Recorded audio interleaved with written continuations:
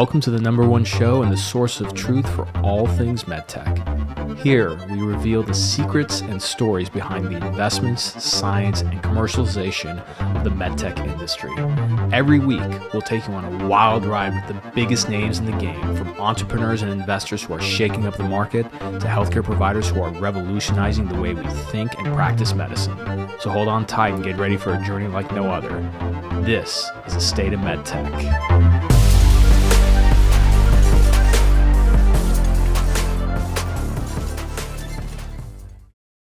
Hey everybody, welcome back to the show, and we got more medical episodes coming up in the coming months, especially in 2024, just for clinicians. Again, I've heard a lot of great things back from our physician audience, especially I know that you all appreciate the free CMEs, so don't forget with this episode, after you listen to it, click the link below and submit what did you learn and what you'll do and unlock that AMA PRA Category 1 CME credit. It's courtesy of our friends over at Samify. And, for this episode, we got my good friend, Dr. Arlen Meyers, who's the president and co-founder of the Society of Physician Entrepreneurs. And, for those of you who don't know, there at one point, a long time ago, I was actually in medical school. And I remember thinking, why is it that they don't teach doctors how to run a private practice? Because my father was a general surgeon, had his own private practice. That's kind of what inspired me to go to medical school. But they don't teach you that. And Dr. Meyers had this fantastic article, which I left in the show notes, about the things that nobody taught me about private practice. And so in this episode, we talk about that among many other things. And, I can't speak highly enough of Dr. Meyers. He has a fantastic LinkedIn following, and of course because of the great content he puts out, so be sure to follow him on LinkedIn, read his articles. He also has a Substack which you can subscribe to just by going to his LinkedIn profile. So a little bit of background on Dr. Meyers if you're new to him. He's a retired professor of otolaryngology, dentistry, and engineering at the University of Colorado Anschutz Medical Campus, and the president of Society of Physician Entrepreneurs. He's founded several medical device companies and is also the co-founder of a medical tourism company. His primary research centers around biomedical and health innovation and entrepreneurship and life science technology commercialization. He consults for and speaks to companies, governments, colleges, and universities around the world who need expertise and contacts in the areas of bioentrepreneurship, bioscience, healthcare IT, and medical tourism. And of course, he's very well published, very well followed, and I can't speak highly about him enough. Now, before we get into that, we got a couple of things I want to plug in for our physician audience. Number one is, if you're a physician who's looking to brand themselves, we all know the value of having a brand online, not just necessarily for your patients, because let's face it, no matter how much you want to resist it, we're all being conditioned by companies like Amazon. So if you recommended anything, whether it's a book or a doctor, you're going to look them up. And so you want to make sure that everything looks good. So if you want to develop that digital opinion leadership, and maybe even to the point that you get really interesting opportunities to work within the startup world, maybe consult for larger companies, I put together a course that teaches you how to do that. You can sit down and do this within a few hours, and you can unlock 25 CME credits. So the best part is, you can unlock a bunch of CME credits without having to travel anywhere, and you learn how to be a digital opinion leader specifically on LinkedIn. Originally, this course was made for orthopedic surgeons, but in reality, this course is applicable to anybody. So if you're a cardiothoracic surgeon, a nephrologist, and you're listening to this and wondering, should I take this course? Go ahead and take it, because the only thing that's specific to orthopedic surgeons in this is that I use a lot of posts and examples who happen to be orthopedic surgeons. So to join that, you have to just click the link in the show notes below, or go to the website, which is orthodigitalopinionleader.com, and you can get into the course for only $297, which is, in my opinion, a steal. I should probably raise the price on that considering the amount of CME credits, but that's okay. So be sure to check that course out. I think you'll love it a lot, and it even comes with free access to software that teaches you how to post on LinkedIn. We use AI and improves your content. It's called OmniCreator. For those of you who are already digital opinion leaders on LinkedIn, you can go to omnicreator.club and just use the VIP code OMNIPOST, OMNIPOST. And finally, one of the things that's a big issue for physician burnout is running a private practice. Let's face it, dealing with prior authorizations, dealing with insurance companies is extremely demoralizing. I saw the effects it had on my father and his practice, and I empathize with a lot of physicians because of that. Now, in the last couple of years, a hero, in my opinion, emerged, and his name is Dr. Daniel Paul. Dr. Paul is an orthopedic surgeon who runs an insurance-free mobile orthopedic practice. That's right. He does not take any insurance. He lives a great life, makes very good money, and because he's been asked so many times about it, he kind of didn't have enough time to talk to everybody. He came to me and we decided to, do a course together. I really just helped him in terms of the course design, but it's pretty much it's all his material. But he put together this fantastic course that teaches you how to run an insurance-free medical practice, which is pretty amazing. It's extremely in-depth. It covers everything. And the best part, this course allows you to unlock 35 CME credits. And aside from every single step-by-step guide you need, from the people you hire to how do you run a cash-based business to low-tech software, everything to just set up from, A to Z. Dr. Paul also put together a private group for everybody who joins this program. So that way you're able to interact with them, ask questions, and, be on your way to having autonomy, freedom, and of course, profit. So to check the course out, you can go to two places. One is you can watch the webinar that I did with him that teaches you the 3 secrets to launch an insurance-free medical practice. You can click the show notes below or just go to easyorthopedics.com/consulting and you'll see the webinar there. Or if you're ready to just jump straight into the course and you don't want to waste time, you can go to insurancefreemedicalpractice.com. And again, for a course like this, I personally believe this is a $10,000, $20,000 course. This course is only $3,200. And so for such a low amount of money, I think that alone covers your CMEs. You're going to learn how to launch an insurance-free medical practice. So with that being said, take advantage of all those resources I left in the show notes and enjoy our episode with Dr. Arlen Meyers. Hey everybody, welcome back to the show. We have a special episode, CME episode for physicians, on a topic that's kind of interesting because, at least for my father as a surgeon, never really learned about this. The short time I spent in medical school, of all the topics we learned about, there's really no education dedicated to this, which is things that you should have been taught in private practice. And maybe, Dr. Meyers, if I can add something to this, I like to say it's what should we have been learning while we're learning about the Krebs cycle? This is probably one of those things. Yeah, right. So Dr. Meyers, thanks for coming on the show. How are you doing today? Great. Thanks for inviting me back. It's always fun. Oh, absolutely. Absolutely. Yeah. I was telling you, I checked the calendar. I'm like, man, I haven't had Arlen on in like a few months. That's unacceptable. Really. Arlen withdrawal. Some people would applaud that, but thanks. I know. Yeah.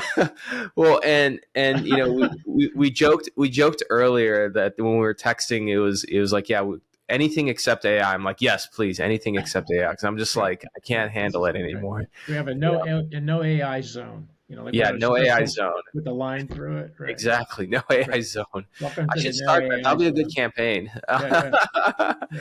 So Dr. Meyers, you've been in practice for a number of years. You're also the founder and president of the Society of Physician Entrepreneurs. So running a private practice is something that you're very well versed in. So there's so many different directions we can go in this. Right. But first of all, maybe a good. I think before we get into the nuts and bolts, why don't medical schools and residency programs teach this? There's a number of there are a number of reasons. Most of it has to do with it's not what we do. It's not in our job description. We have a hard enough time carving out time to teach what students need to know to be clinicians. It's not on the test. In other words, with the accreditation criteria and the certification does not require that you teach the business of medicine. It's not a defined competency. All of these things are things that we can change and should change. But you're asking me the question, so I'm giving you the answer. Another reason is who's going to teach this stuff? We have scientists and doctors on the faculty. Who's going to teach this stuff? Another reason is that's why we have a business school. And oh, by the way, it's a cash cow for the university. And they don't like the idea that we're going to do this stuff and teach entrepreneurship and the business of anything because business is on their building name, not ours, et cetera, et cetera, et cetera. And so I think there are lots and lots of, and just the general overall resistance to change and what I call academia. I'm absolutely going to be using. You see, academia. This is Arlen. This is why we get along so well. I learned so many new things. God, that's a good one. I'm going to tell that to my dad. My dad's he was in private practice for like over 30 years. And he always like gives the academics a hard time. I'm going to give him that one. He'll like it. Yeah, the last time, and just a final comment, the last time medical education was substantively reformed was over 100 years ago with the Flexner Report in 1912. So it's actually 100 years, over 100 years, like major substantive healthcare medical education reform. So it's going to take us a while to become famous overnight. Yeah. Well, and by the way, we part of what spurred this conversation is the article you had shared with me. Which I'm going to leave it in the show notes, which is things that nobody taught me about private practice. And you mentioned that you have a framework around the five forces for analysis. Maybe we can dive into that. So just to give a little backstory, I have been through a number of career transitions, career pivots, clinical situations, worked in a lot of different kinds of hospitals under different cultures with different business models, everything from safety net to the VA to the community to academic to group practice to Kaiser at one point. I was a contract doc. So I've been around the block. And during that tenure, I was in private practice for 7 years as a solo ENT facial plastic practitioner. And I came out of, and it was, I didn't just do it right out of my residency, right out of the box. I had done some other things prior to that, and I decided what I was doing it was fun. I liked it, but it was no longer working for me. So I thought I'd go into private practice. So I did. So I went into private practice, and I did it for, like I said, 7 years. Did I like it? Yeah, it was fun. Did I stay with it? No. I left after 7 years because it just wasn't tripping my trigger anymore for a number of reasons which we can discuss. But so what I learned, obviously I had no background, education, experience, guidance, and how to set up a private practice. I just figured, you know what? It can't be that hard. All you need to do is get a bunch of money and get a fancy office and decorate it and hang up a shingle and build it and they'll come. That's not the way it works. So a couple of things I would discuss to the listener. Number one, if you're a resident right now, or you're an employed physician thinking of going into private practice because you don't like working for the man, which I have done for many, many years, and I get it, then there are a couple things that should inform your thinking. Number one, there's a lot of stuff going on out there, and there's a lot of noise in the system and distractions. And I refer to this 5 forces analysis that Michael Porter produced many, many years ago at the Harvard Business School. Some people argue it's no longer relevant, but in general, I think it is. And the 5 forces. I think it's a good framework still, to be honest. Yeah, the framework's pretty decent. So what do you need to think about to inform your strategy as a business? So number one, medicine is a business. So you need to at least start thinking of it as a business. So not just as a practice or whatever you think medicine is about. It is a business. So if you're going to go into business for yourself, that is, you're going to create a private practice, then the 5 forces that you need to consider are competition. So is there a lot of competition out there for what you're doing? You bet. Just read the newspaper. I mean, in terms of who's doing what in care delivery. Are there new entrants? Every day you read about Walmart, Costco, you name it, that are trying to reinvent the business model. AI companies, tech is a gazillion new entrants, which I would say has accelerated very rapidly over the last couple of years. The third is the power of suppliers. So the power of suppliers means, because we're actually talking, we're talking about a supply chain issue. It's more and more consolidated. And if anything, the power of the medical industrial complex has increased. So the supplier power over the physician power is growing. The fourth one is the power of customers. So who's the customer? There's lots of customers, there's lots of stakeholders, but if we're talking about the power of the patient, their power has increased because of social media, because of societal norms, because of disgust with the system, because of all kinds of economic factors, inequality, et cetera, digital divide, et cetera, et cetera. And the final one is the threat of substitutes. Well, doctors are being replaced by fill in the blank. Pharmacists, nurses, anybody with another initial after their name. They're all doctors. Yeah. Did you see the article here in California that there was a group of nurse practitioners suing because for the right to use the title doctor?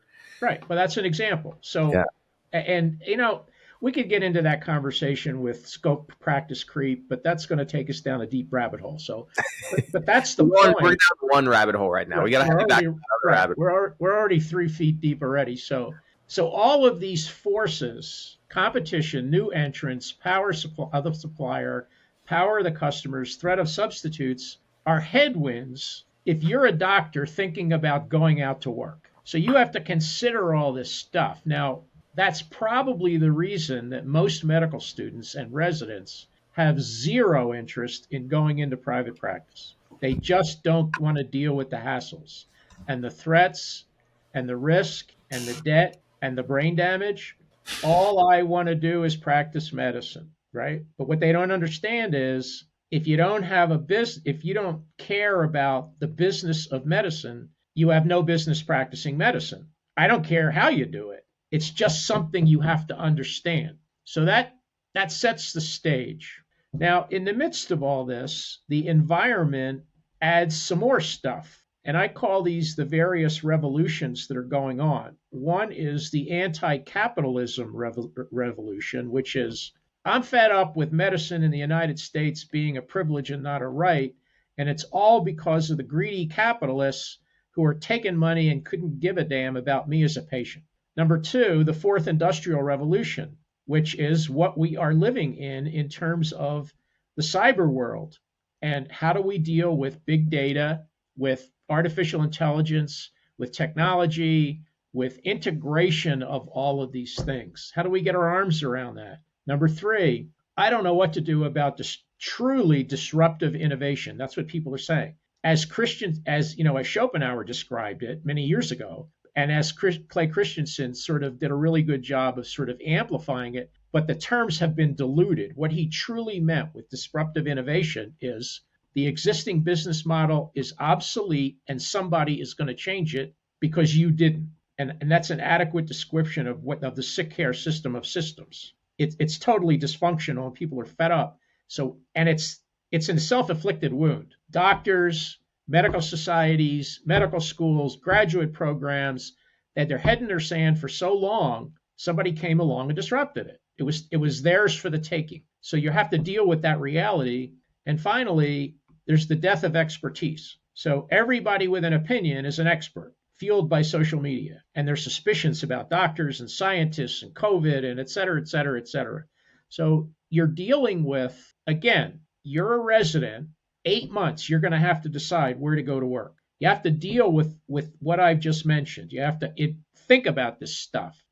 And then you have to fight the battles. And primarily they revolve around what I call the 4 Ps: power, productivity, professionalism, and purpose. That's what doctors are trying to regain. And they're unable to do it for the number of reasons we just explained, not the least of which is they're not given the knowledge, skills, abilities, and competencies to do it. And various entities have abrogated their responsibility to empower physicians. So everybody's angry and they want power, physician power. They want to be able to be more productive because their income is under threat. They miss the lost tribe of medicine. They want to be more attached to the community, the quote, old way we used to do things. Now, admittedly, some of them were silly and ridiculous, but the point is tribes mean something. When people go into medicine and they become doctors, Part of their affiliation is, thank God I'm a doctor and I can talk to any other doctor in the world and be part of the tribe. They miss that. That's going away. And finally, the sense of purpose. I mean, why did I go into this thing? Now, admittedly, part of it had to do with self-interest, but a lot of it had to do with serving the community in terms of healthcare and taking care of folks and relieving sickness and illness and all that other stuff, some more so than others, but it's a duality. So having set that stage, and that's the environment that you're going into, I didn't go into that environment to the extent that it is present now because I went into practice, quote, during the good old days. Things obviously have changed. A significant number of people were in private practice when I went into private practice, and particularly in my specialty, ear, nose, and throat. If you look at the number of specialties that actually are in private practice, ENT is fairly high on the list. Now that's changing somewhat. Pediatrics, they don't work for the man. They have so there are different specialties in terms of who works for whom. But back in the day when I did it, things were pretty different, but the realities were the same. It's just the dynamics were different. The equation was there. It's just the numbers you plugged in were different, particularly with the forces thing. So I wind up going into so having said all that, I wind up going into private practice. And the bottom line is most things that you don't know have to do with the hidden curriculum. So there are 2 courses in the hidden curriculum. Things you should have learned but didn't, but you get from experience and from just being in the culture and just from doing it. And the second part are things that you learned that were wrong. People told you stuff and it's just not right. That's not what I found when I got there. So what were some of those things? Well, one was internal financial. It's essentially the business. The main thing is there's a difference between practice management and practice entrepreneurship. Practice management is an operations function. You have to do it to keep the heat, light, and electricity on. But in terms of differentiating yourself and being innovative and being different and growing your practice, that requires an entrepreneurial mindset, not just a clinical mindset. Mm. Is that why you say, in your article, you mentioned like stop calling it medical practice management? Yes. Now, because, the unfortunate reality is that when people go into private practice, there's a whole bunch of folks that want you to pay them to help you, quote, run your practice, medical practice management. And the medical organizations, the professional societies, the Medical Group Entrepreneurship Society. They're called the Medical Group Management Association. So it's essentially managing a professional services organization. It's not leading and innovating in a professional services organization. Yeah, I think it's important to understand those are 2 very, very different things. Very 2 necessary but different things. You actually have to have both. It's like one is like how do you put yourself out of business before somebody else does? And that's what we're facing now. How do you rethink primary care before Walmart or Costco or Amazon puts you out of business? Yeah, and that's a big question, and it can be daunting. I think, I don't know. The one thing that my mind goes to when you say that is like really getting better about patient care. And I think that, again, a lot of doctors, they don't like to think of like the patient as the customer and everything, but you have to. For example, look, I'm a patient.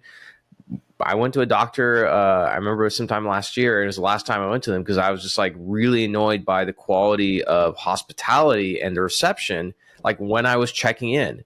It was like the worst process I've ever seen. And I was like, no, I'm not dealing with this, because I'm paying for it, Right. And that's something that has to be addressed in the system as well, because that's an example of a conflict in values. And by value, I mean business value. So doctors pretty much focus on quality. You ask a doctor, what's the most important thing? Quality of care. You ask a medical association, what do we focus on most? Helping you develop quality of care. Unfortunately, that is not the main value factor for most patients. So from a business perspective, you should be doing the job that the customer wants you to do. Now, do patients want quality of care? Sure, they don't want you to screw it up, but they're no longer putting up with all the other stuff and the inconvenience to get what they perceive to be quality of care. First of all, there's no way for them to know what's quality of care and what isn't. The doctor doesn't even know what's quality of care and what isn't. So what they do is they, meaning patients and other stakeholders, use other value factors as surrogates for quality of care. Service, convenience, bedside manner, price, parking, availability, speed, ease of use, access on the internet, what's your website like, et cetera, et cetera, et cetera. The unfortunate reality is that there's no correlation between the things that I just mentioned and quality of care. But that's not what the patients want now. That's not their primary concern. You know, it used to be the price of entry was you graduated from medical school, hung up a shingle. That's not going to work anymore because of the things that I mentioned in the 5 forces. New entrants, threat of substitutes, competition, people offering what customers want. Yeah. And you know what, Arlen, I think that it's really important to understand this, and this is a marketing lesson that I always tell people, is that what people get exposure to in other parts of their life, our brain wasn't designed to divide, oh, this is my work life, this is my personal life, I should separate those things, which is why I think like the engagement and the marketing that physicians, hospital admins, and everything are used to through Google, Amazon, et cetera. MedTech companies need to do that. And I like, just as an example, I have it on my desk. I'm going to pay them because I'm a good guy. But like I had some imaging done like a couple months ago, and I went to see a few doctors, and fortunately I'm in incredible shape. But you know, they send me this bill, and okay, like the first 2 things that came to mind, I'm like, why didn't they just take my credit card and have it on file so this gets charged? Okay, they probably can't do that. The other side of it is like, okay, how do I pay this? It's like, okay, I got to tear this off and put it in the mail. I'm not going to do that. The other option is I have to call their office and I have to sit and wait to pay something. I'm not going to do that. Right. And so, you know, for me, because you know, my dad was a doctor, I'm like, okay, I'm going to find a way to get these paid. I'm already like past net 30, and I'm a patient who's like going to try and pay. How many like billions of dollars are gone? Because it's not because the patient doesn't want to pay. It's just like, that's kind of a pain. Like, like, you know, how do I pay this thing?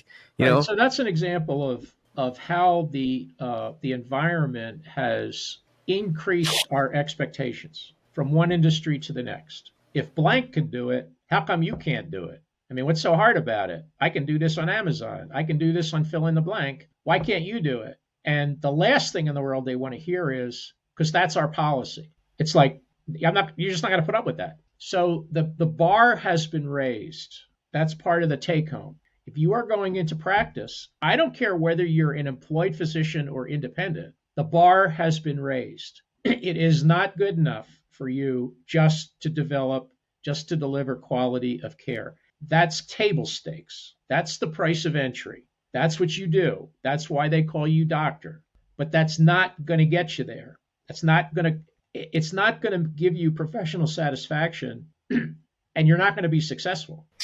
Absolutely. And I think, Arlen, the other side of it is like, you know, speaking of competition, if what you deliver is just like status quo, it's not sticky enough. So for example, like for my primary care, every time, you know, every couple of years, like I'll change insurance, and then like I'll just change my primary care because like my primary care isn't doing anything remarkable enough that I'm like, oh, I'm gonna like fight hard to make sure that I go and inconvenience myself to make sure my insurance company covers my primary care. Most of the time I'm just like, yeah, sure, I'll go with the new primary care. Well, that dynamic of, first of all, there's reasons why people switch primary care, either because they want to or they have to. But what we're talking about, another trend that you have to be aware of, is the commoditization of care. So what do I mean by that? I mean that in my case, I'm an ENT surgeon. So let's just take a simple example. When I did a tonsillectomy, pretty common operation for an ENT doctor, the results that I got were pretty much the same as 15,000 other ENT doctors in the United States. I mean, no matter what you do, and this has been looked at over and over again, the main complications have to do with post-op bleeding, nausea and vomiting in a kid. And then there's a whole list of things that can go wrong, but fortunately don't. But the main issues have to do with post-op bleeding, extended nausea and vomiting, dehydration, require to come back into the hospital to fix it. I can tell you that I was no better than anybody else doing tonsillectomy. So in that sense, it's a commodity. Now, there are things, you have a disease where you are one of 200 people in the world who have it, and you go to wherever to the person who does the most of it. That's a little different, but that's a luxury item. That's not a commodity. So my point is, your primary care doctor in the situation that you just discussed was a commodity. Now, there are reasons. Every commodity has the potential to be a luxury item. In other words, why would you spend $35,000 on a Rolex instead of $5 at Target for a Timex? Because the commodity has been marketed to be aspirational. You don't buy a Rolex to take time, to tell time. You buy a Rolex or somebody gives you a Rolex because you want to be aspirational. You want to be like someone you're not. Okay? Now, what does that have to do with being a primary care doctor? The reason you don't want to get rid of your primary care doctor would be not because they do just what everybody else does. He or she sees you on time, shows up on time, doesn't make you wait 3 hours in their so-called waiting room, has a good bedside manner, embellished trust. That's different. It's a service. So the value factor that turns the commodity into a luxury item has nothing to do with the quality. It has to do with all these other value factors, which up until recently, nobody in medicine paid attention to. If you want to see me, you come and see me. It's good enough to hang up a shingle and you'll just get, exactly. What do they call the person who graduates medical school last? Doctor. Is there any correlation between where you went to medical school and whether you're a good doctor or not? No. So there are two universes. There was the doctor universe and everybody else. And the doctor universe said, we're doctors. You just do what we tell you to do. We're busy. You're lucky you can even see us to begin with. And don't give us a hard time. It doesn't work anymore. So if you don't have that mentality when you go out into practice, and again, this applies to whether you are an employed physician or whether you are in practice. And so the people who are surviving or thriving in practice are people who understand an entrepreneurial mindset, who are practicing medical practice entrepreneurship, who are creating new business models, and who understand sales and marketing. There's that old talk. There's that old thing that Peter Drucker used to say that, there's really only two things that are important in business: innovation and marketing. Everything else is a cost. I'm a big proponent of that quote. I bring it up every other week. Yeah. On the marketing side, I feel like, it often gets a lot of it's talked about on the private practice side. There's a side on your article that I really liked a lot, which is the side of controlling your costs and money. And one of the ones I want to kind of start with, because I feel like especially in like with surgical specialties and everything, you go through residency, you're getting paid less than a teacher, you're getting worked like a dog, you finally get out, you finally start making some money. And then that's when a lot of bad decisions happen. And so in your article, you talk about the side of financial advisors, right? And I think it's important. It's good to have a financial advisor, but right. There's some caveats. So can you kind of unpack that one? Because I feel like that's a common one that I hear about. A lot of this and a lot of stuff in the article I mentioned had to do with money. So what did I learn? I spent too much money on fancy furniture and a whole bunch of stuff that I put in my office that I shouldn't have. I really didn't need all that stuff, and I didn't need all the decorator and the fancy whatever. Now these days, of course, when you go into a cosmetic surgery office, it's like totally over the top. Like you have to have it's like Hollywood. It's marketing, and it's like a fancy Rolex watch. Like, do I really want to go to this person based on the office? Now, the other extreme is dead plants and 40-year-old National Geographics in your waiting room.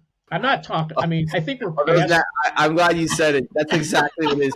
Everyone knows the 40-year-old National Geographic. I'm convinced that like every time I go to a doctor's office, I'm like, it's either like really old National Geographic or like Sports Illustrated. And sometimes Right. I'm like, Right. how did they save these things? Like I remember I walked into an office. There was a Sports Illustrated from like it was like Tim Tebow was on the cover when he played for Florida. I was like, Right. I kind of want to take this home with me. I was like, this is like a collector's item at this point. So actually, you still see that occasionally, but I think most people got that point. Like, okay, let's kind of pick up the pace and make the place a little more presentable, let alone clean. And then so it's theater, it's marketing, it's point of sale marketing, merchandising.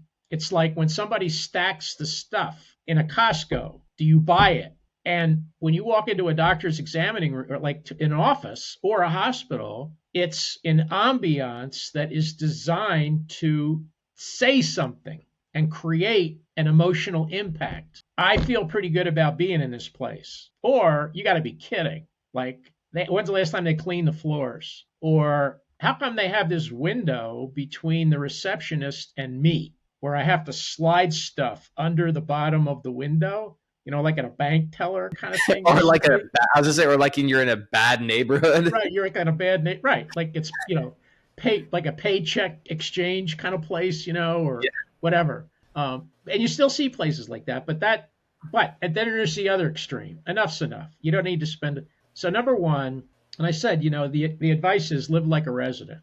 Don't spend the money. If you can, don't buy it if you can rent it. Don't rent it if you can barter for it, and don't barter for it if you can steal it without getting arrested. So don't spend money on stuff that you don't have to spend money on. Now, that brings up a subject that you're an expert in, and that is, how do you deal with people that constantly want to sell you stuff? So, as soon as you open a door in a private practice, you can expect someone to knock on the door with 3 pizzas for the staff. And do you mind if I spend X amount of time with, is the doctor in? Of course he's in. That's why you're here. You knew he was here, and that's why you did this. And it's worse today, Arlen, because it's not just pharma and medtech and biotech. I mean, legal services, accounting services, everybody has like a sales team, online marketing. So it's like, so I tell medical device reps, I'm like, look, it ain't like 10 years ago even. I was like, you're competing with a bunch. SaaS is another one. SMB, SaaS, like, so like it's out of control. Right. And now it's with health IT is totally over the top, because now you have revenue cycle management, you have electronic medical records, you have artificial intelligence clinical decision support. You said the on and on. bad word. I told you can't. I'm sorry. You gotta end it right now. He said artificial intelligence. All right. We'll blurt that. We'll block that out. But, no, but you're right. All right, and nobody teaches you how to deal with those folks, or how do you assess them? I'm wondering. Again, I've never run my own medical practice, but if I were, the way I thought of it is like, as a physician, you do not have time outside of practice, too often to go and like research what's new and everything. It's tough, so you do have to rely on salespeople to give you that information. For me, I always thought of like, if I had a practice, I would have, I'd have my practice manager or the PA or somebody like, evaluate first, but then have like a certain time of the week that they can come in and just have them book. Like if they're going to try and meet me, like try and have some quality control over versus like, okay, you're not going to meet with me. Then they're just going to try harder, right. And they're going to do really dumb things. That brings up the issue of how do you staff your practice and who are the people on board? So people would say, well, doctor, you're a lousy business person. Just hire a business manager that knows what they're doing. Don't be a terrible idea, right? Because and by the way, let me say it myself. Okay, number one, it is expensive, but number two, what kind of business manager do you think you can afford to get if they're going to come and work for like a new little medical practice? Like they're not going to be good. I'm just going to tell you like that. It's just like a marketing person. Like a really great marketing person is probably either going to be they're going to work for themselves or they're going to work for like a well-established company. They're not going to come and work for your dinky little small business. So you're not going to get a good hire, and you're wasting money. Yeah. So as far as another money issue is internal financial controls. And there's a big difference between making like putting revenue. I mean, putting charges on the P&L statement at the top line, and what you get to keep on the bottom line. That's, you know what, and I call that checking account business management, where it's like you open your checking account, you look and you're like, oh yeah, I got money, like let me go spend it. Versus Right. like looking at what happened, and there's formulas for this. By the way, I have a great book recommendation for everyone if you're running your own practice. I wish I thought of this book title, Warren Buffett Accounting. It's a great book. But yeah, you should learn how to read an income statement, a cash flow, statement. Well, at the very least, but more importantly, when I say internal financial controls, I mean, how do you prevent your employees from stealing from you? Let's talk about that. So, because mine did. And I got to tell you, to this day, I'm pissed. Yeah. So I learned it's like being physically or sexually assaulted. You No. just don't forget it. Yeah. It's like you're violated. Yeah. So I really learned my lesson, and I'll tell you a funny story quickly. So I'm in private practice. I don't know, I was too stupid to admit that I didn't know what I didn't know. So I decide I'm going to go to a practice management course because maybe I'll learn something. I go to the practice, and it's a practice management course. That's what they have now. There are very few practice entrepreneurship courses. Anyway, the point is, I go to the course. This is back in the day when they had overhead acetates. Remember those machines with the acetate over the screen? Right, like it's a million years ago. So this person who was pretty good, a practice management expert on revenue cycle management, internal financial controls, one of the subjects. He says, I'm going to put up a list, puts up the acetate. Here are 10 things you should do or should be doing. And for every one of these things that you're not doing, there's a 10% chance that one of your employees is stealing from you. By the third check mark, I'm looking at myself and saying, oh God, this was on a weekend. I think I pretty much checked every box. So I go home, it's Monday. I had two people in my office. I had a front office person, and I had a very good surgical scrub nurse that was great. Actually, they were both great. I was lucky. Sure enough, I said, when I came back from the meeting, I said, I'm not casting any dispersions. You guys are great. I went to this meeting. We need to do some cleaning up. I need to do some cleaning up because I'm just not doing this right. I come in the next day, Tuesday. I was in the OR Tuesday morning. I can remember this like it happened yesterday. And there's fortunately, a bunch of folks in the reception area, no receptionist. Long story short, after she sensed that I think she thought that I was onto something and was gonna catch, she left. Turns out she embezzled money from my practice to feed her crackhead boyfriend. Oh my God. How long did that go on for? I don't know. Wow, so here's the lesson. So what'd you learn, Arlen? I called my friend who happened to be an investigator with the Denver District Attorney's Office because I'm like crazy. I got steam coming out of my ears. I'm ready to put this person in jail and throw away the key. So he says, well, what evidence do you have? Where are your records? What kind of financial controls did you have? How much do you think she took? Don't know, don't know where to find them, haven't done it. He said, well, you're toast. I can't do anything for you. You don't have any evidence. So the lesson that I learned was you get what you ask for. And if you don't do this stuff, it's not their fault. It's a crime of opportunity. And if you give them enough opportunity, human nature will take advantage of it. Wow.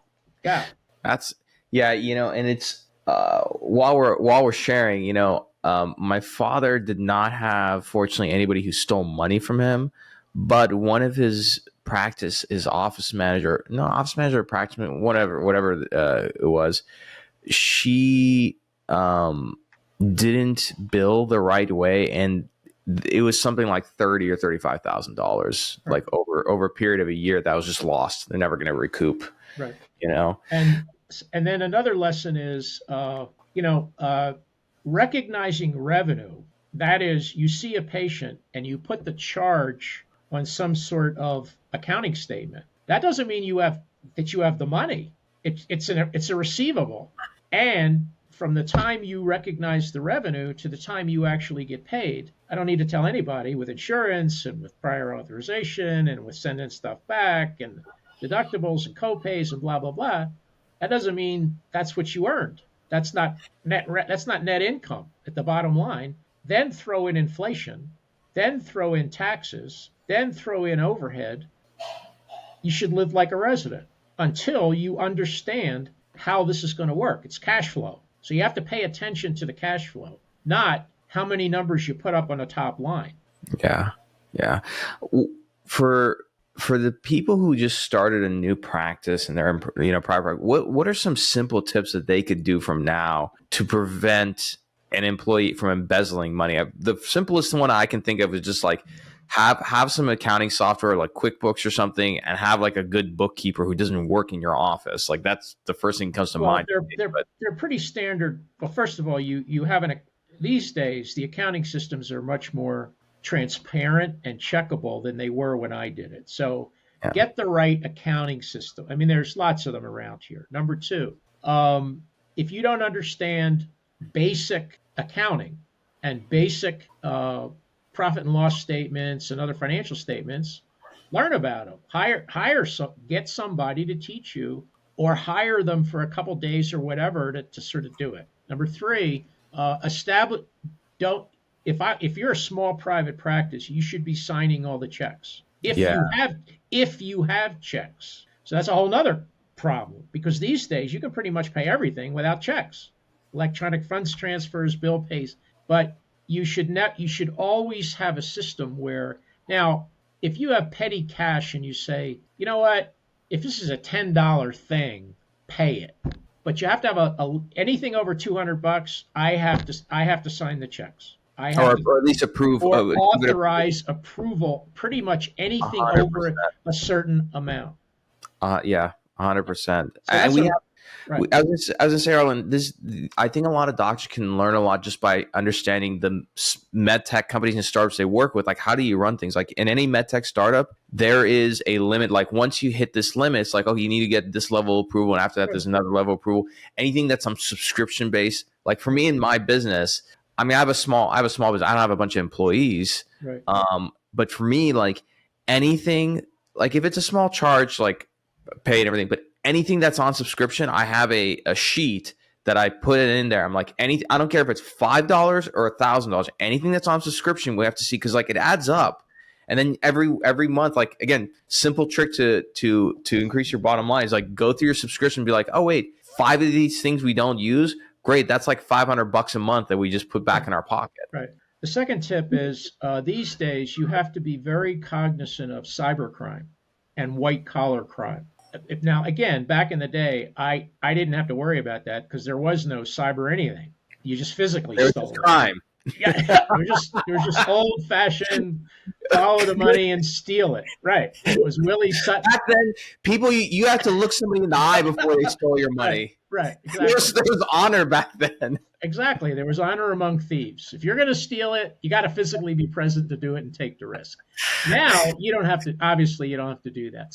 And this applies obviously to cyber hacking and ransomware and stuff in a hospital. It's the same principle. And the fact of the matter is that the vast majority, my cybersecurity friends always remind me of this, the vast majority of cybercrime, particularly as it applies to healthcare, which is a big target, comes from people doing stuff they shouldn't do on their computer. Something like 90% of intrusions start from an email. I mean, you're not talking about anything real sophisticated, like unlocking the supercomputer in the storage facility. Here are the risk factors. If somebody sends you an email to our practice and they're requesting XYZ and they want routing numbers and they want or even open this document, it's free. Like as soon as you click, you're toast. Right. Yeah. Now you got a virus in your thing and you're toast. So your practice gets shut down. And now what do you do? And I'll tell you something, Arlen, just because I always prefer people to learn from my experience. So me as a small business owner, believe it or not, even though I worked in tech, and I'm embarrassed to say this, up until like a month ago, I just used a variation of a password that I always used. And then my bank accounts got hacked and everything got shut down one day. And I was like, what's going on? It's because somehow somebody got in that was changing my email and everything. And so finally, I'm like, I can't afford to do this. So I went and learned, and now I have a password manager. And just for anybody who's curious, I did some research. Really good one that everybody in tech that I know uses is called Dashlane. So I use Dashlane for my password manager. But here's the trick. All my passwords are in there except for one thing, my email. My email, I have my own password. I write it down and I put it away, because if they, for some reason, break into that password manager and they get your email, you're done. But that's the one thing I would recommend not putting in a password manager. Yeah. The other faux pas is, and I'm probably more guilty of this than most people. If you put stuff on social media, now you know that I write a lot of stuff on LinkedIn and on social media. There's a trade-off between building a community and wanting people to be able to get in touch with you versus making information so readily available that people can steal it and use it against you. So you have to draw a line somewhere. And like, for example, on your LinkedIn profile, are you including your cell phone number? Now, some people intentionally do that because they're mining for leads, but that is a risk. I don't have my cell phone. Now, having said that, if you are the least bit savvy, I mean, your 5-year-old can get pretty much a cell phone number or an email address of anybody in the world if they know where to go. Yep. So if you think that because you are not including for example, in order to connect to me on LinkedIn, you have to know my email address, that's like a waste of time. Anybody can find out your email address with 5 minutes on Reach Rocket or any of these platforms that can do it for you. So the headline is have really stringent cybersecurity protocols in your office, particularly as it applies to your bank accounts, like where you have personal and private bank accounts. And the last, because we're running out of time, the last thing I would mention is as soon as you open your practice, you're a mark for investment advisors. And we don't have time to go into all the gory details, but I was also guilty of that. I thought, hey, I'm making a lot of money compared to what I made in my last gig. I need to invest it. So sure enough, this guy shows up and he gives me the receipt. I didn't know squat.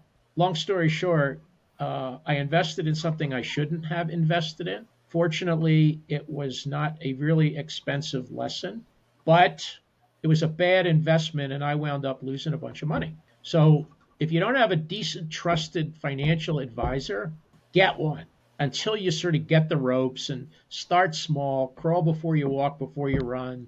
Don't throw a bunch of money at something.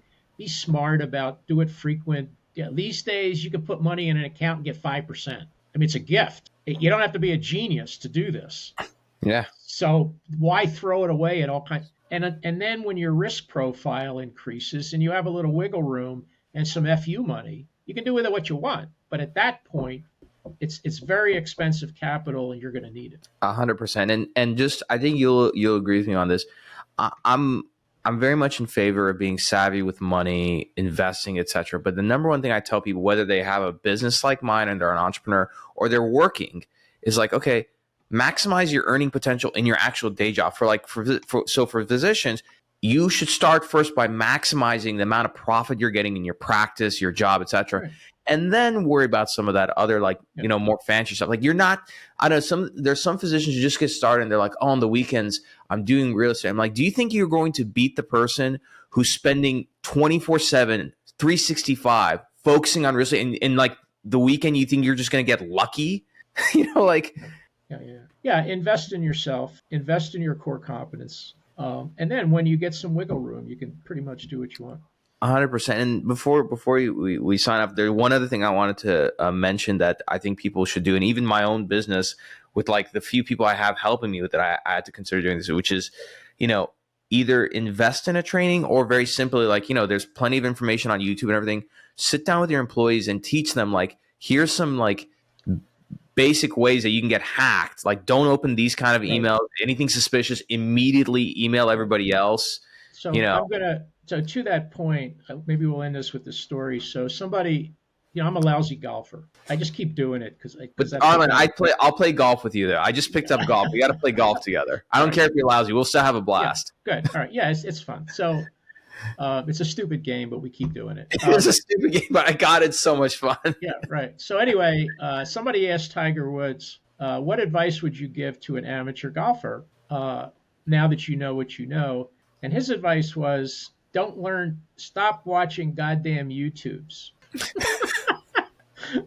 So my advice to people is, yes, you can learn some of this stuff on YouTube. You can learn everything on YouTube, but there's so much stuff between the lines that you don't learn that is not applicable to your stage of development or level of understanding or skills. So find someone who can coach you. I 100% agree with that. I love YouTube, but even in my own business, I go and pay for the knowledge because it's going to be filtered and way, way better quality. Because there's so much nuance. I can't tell. There's plenty, like I've seen. So I'm a marketer. There's marketing videos I've seen where, based on the presentation, I'm like, oh, that's actually really convincing, and the person sounds like they know what they're talking about. But I can tell you, terrible, garbage advice. And the other advice I'll give you is, don't try to replace what's in a fire extinguisher. This is from personal experience. If you have a fire extinguisher and the gauge says it needs to be re-pumped and repressurized, don't try to do it after watching a YouTube. That's good, man. You keep it real, Arlen. You keep it real. So what I did was, this actually happened. Let's see. We got to hear this. So I went to a guy who was a commercial fire extinguisher guy. He sold fire extinguishers to buildings, commercial buildings, and he serviced them. Like the tags and all that stuff. Sure enough, I bring in the thing, and it was this cockamamie little, it wasn't like a huge fire extinguisher. And I said, how much is it going to cost me for you to recharge this fire extinguisher? And he said it was going to be like $150. Well, it's like $23 at Walmart. I said, can I recycle it? Can I just give it to you and get it out of my life so I don't have to deal with this? He said, sure, I'll just take it and he said, so you know what he said? You didn't watch a YouTube, did you? I said, how'd you guess? He said, I can't tell you how many people bring in screwed up fire extinguishers after watching a YouTube. Yeah, I try to be industrious and say, yeah, I can do it, but I'm smart enough, or at least I've gotten to the age, Arlen, where I like, if something breaks and I've never fixed everything, I'll spend like a few seconds thinking. Actually, it's I kind of have this is personal advice. Naval Ravikant, this is his advice actually from Silicon Valley, which is come up with your own personal hourly rate. If the thing it costs more than your hourly rate, then you do it. If it's less than your hourly rate, hire somebody to do it. Right. It's great advice because it's just not worth the time and energy. Yeah. So my final piece of advice is never watch a YouTube to cook something if it involves more than 3 ingredients. That's man, Arlen, we gotta start your own. You should be writing about this. These are I don't know if you want to call them Arlenisms or Meyerisms, but these are good. Yeah. Why wait, first I agree, but tell me why. Because A, I've done it and screwed it up. B, if you cooking is so much about technique. It's not the ingredient. It's like doing surgery. I mean, you could kind of understand what you have to do, but it's a technique thing. And there's so much between the lines that you don't, or the video, that you don't get from watching the video. So you just have to practice and get somebody that knows technique, little shortcuts, what pan to use for this omelet, what tools do you need, that kind of stuff. They don't tell you that in the YouTube. Got it. Big takeaway: don't watch YouTube video. Hire somebody. Arlen, where can people find you online? Well, if you haven't found me already, you're probably. No, I was like, if you've listened to the show, you haven't found him already. You're living under a rock. Exactly. So I'm on LinkedIn, and the Society of Physician Entrepreneurs is at www.sopenet.org. We have a bunch of content and webinars and on-site chats and all that other stuff. And actually, our new book. If I can plug the shameless promotion. No, please. We just released the publication of our second edition of a book called Digital Health Entrepreneurship, which is published by Springer, and it's a pretty good, if I must admit, a bunch of authors, subject matter experts. I was the editor, And it really is a hands-on how to do it if you're interested in getting a digital health idea to a patient. Fantastic. Yeah, and I'll make sure.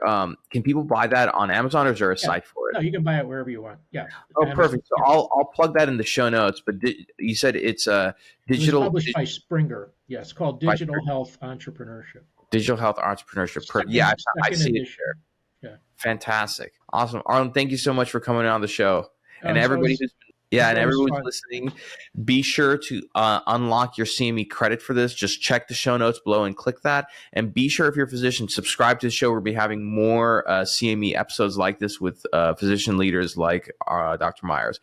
All right, everybody, this has been another episode of the State of MedTech, and we'll see you all next time. Thank you for enjoying another epic episode of the State of MedTech. If you're feeling inspired and love this episode, do us a favor, hit that subscribe button and turn notifications on so you never miss an episode. And be sure to give us 5 stars and write a short review, because that helps more people discover this amazing community of ours. If you're a company who has an executive that you'd like to be on the show, or perhaps you want to sponsor one of the episodes, shoot us an email at hello@khateebandco.com. Take care, and we'll see you next time.